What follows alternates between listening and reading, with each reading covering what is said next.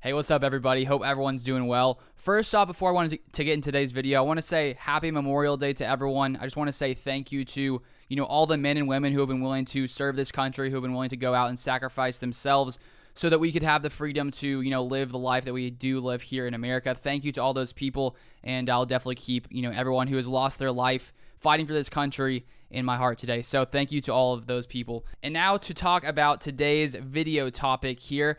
It's about Kevin King, and I think everyone will have a strong opinion on this, which I love to hear your strong opinions. Drop them in the comments down below. The beautiful thing about sports is that we all have different opinions, so please let me know your strong opinion in the comments down below.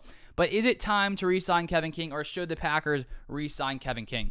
So I think right now, if we look at the Packers cornerback situation, when it comes to our starters, we are locked and loaded. We got Jair Alexander, just signed a new deal, 4-year, $84 million. Eric Stokes coming into year 2, no question, he's going to be much better, and he was very, very solid considering it was his rookie year. He played very well. And then, of course, Rasul Douglas, the final piece, coming into his second year here in Green Bay, in this offseason signing a 3-year, $21 million contract. So there's no question the Packers starting cornerbacks are set. We don't need anyone to replace any of those guys. Those guys are solid, and I think the Packers do have one of the best, if not the best, cornerback group right now in the NFL.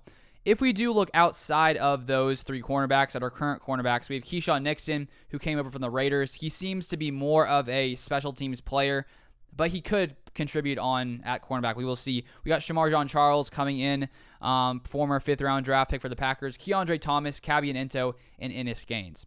So right now, outside of the three cornerbacks who are starting, who I already mentioned, we don't have too much, I'd say, solid depth at cornerback. There is some depth, but there are some question marks with all those guys.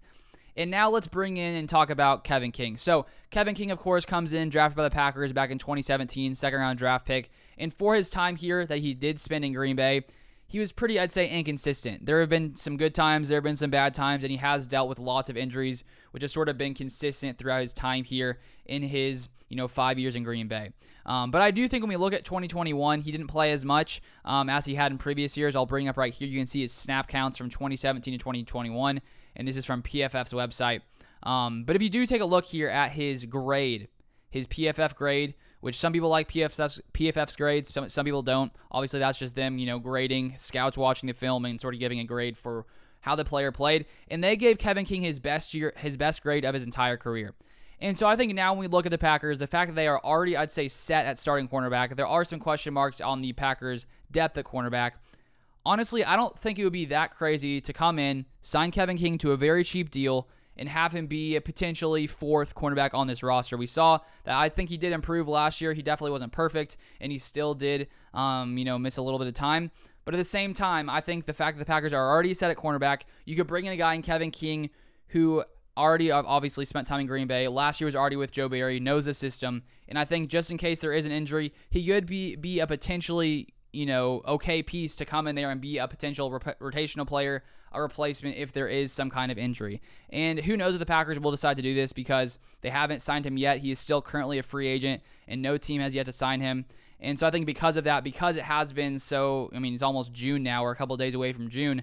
I'm guessing his contract would likely be very, very small. And considering that fact and considering all those different factors, maybe the Packers decide to come in and sign Kevin King. Is it necessary? I don't think so, but you get a player who knows the system, who played somewhat well last year, and I think could come in, and if he can stay healthy, could be a good piece to have on this Packers defense. So let me know what you think of this. Do you think it's a good idea, bad idea? If not, are there other cornerbacks you would rather the Packers come in and sign? I just don't know of if we were to sign a cornerback, it's clearly for depth. We already are locked and loaded at cornerback for our first three players. So I think just because it would be a backup piece and we're not looking for Kevin King to be a starter as maybe in the past we sort of were, I think that's why it could make sense for the Packers to potentially re-sign him for a cheap deal. But let me know your thoughts in the comments down below. But that is all I have for this one. Thank you guys so much for watching as always. Subscribe if you guys want to see more Packers content, and I'll see you guys next time.